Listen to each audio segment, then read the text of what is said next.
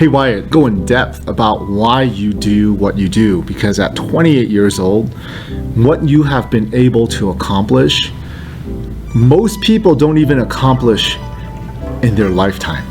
Tell me a little bit more of how you got started and why you actually do what you do. I was able to become a millionaire at the age of 27, and I don't say that lightly. It wasn't an easy road. I remember when I was 21 years old, I was living in Colorado. I found myself completely broke and no girlfriend. I was at the complete rock bottom.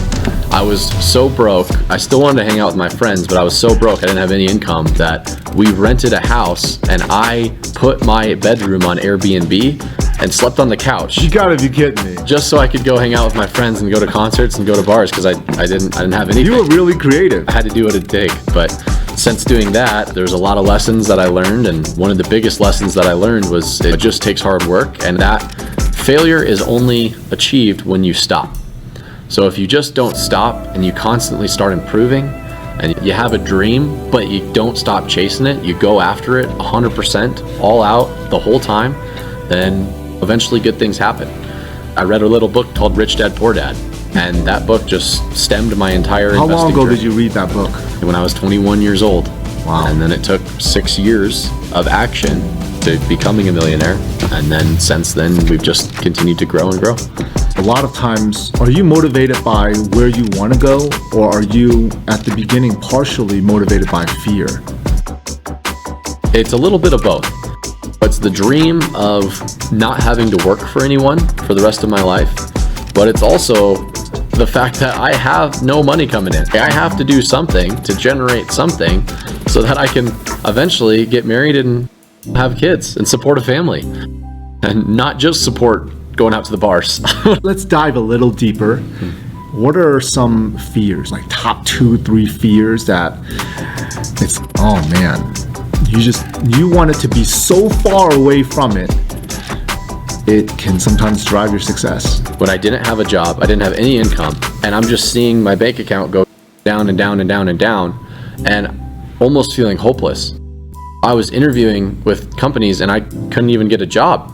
No one would take me. I could have gone to McDonald's, I just didn't want to do that. It drove me to find something that could then start the journey of where I wanted to go.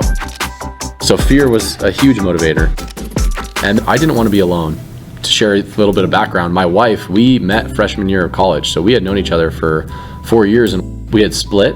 I had moved back to Colorado, where I'm from, and that was when I was at rock bottom. I had absolutely no one, and it was lonely and it was terrible. And then she ended up visiting. It was the best week of my life. We gotta credit Shelby here for turning your life around. She definitely helped. What are some fears now? Fears now. Life is it's a lot different now, but I would say that the fear now is I have people such as yourself that are counting on me to create passive income for. And so the last thing on the world that I ever want to do is let other people down. I don't want to let my wife down. I don't want to let my other business partners down. And I don't want to let God down. I'm a believer, and I believe that I should play all out and honor Him with what we do. What are some morning routines that you do now, and how do you think morning routines affect the rest of your day? Spark everything. Tony Robbins calls it priming yourself. And I'm a huge believer and component of priming yourself in the morning. How I do that is usually with exercise and motivational videos. And so between those two, that primes myself. And then I also really think through and just feel grateful for 1 to 3 things and get in a gratitude mindset. Because once you have gratitude, you can't be grateful and mad, and you can't be grateful and scared, and you can't be grateful and sad. There's only one feeling you can feel if you're feeling gratitude. So start the day with that. How was Wyatt growing up?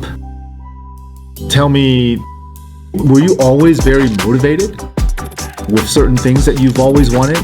And what led you from motivation to hitting rock bottom? What was Wyatt like? I was always very competitive. To give you an example of this, my mom and I would race to the car whenever we were leaving restaurants, and if I lost, I would bawl. I would cry because Wow. I was that competitive and that much of a sore loser. I've always had that competitive drive in me.